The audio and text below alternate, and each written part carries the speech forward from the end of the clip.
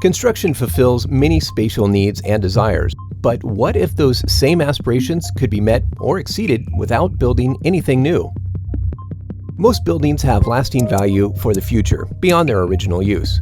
Cleverly transforming them, instead of replacing them entirely, can be an effective way to reduce resource consumption, waste, and pollution. Transformation promotes longevity at any scale and across typologies. Subtle changes can transform a space without significant physical interventions, illustrating the value of doing the most with the very least.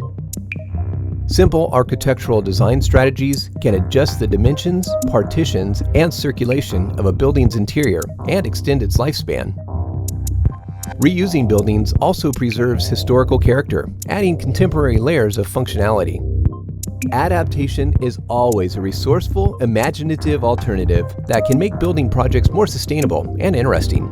So, when in doubt, don't demolish, but transform.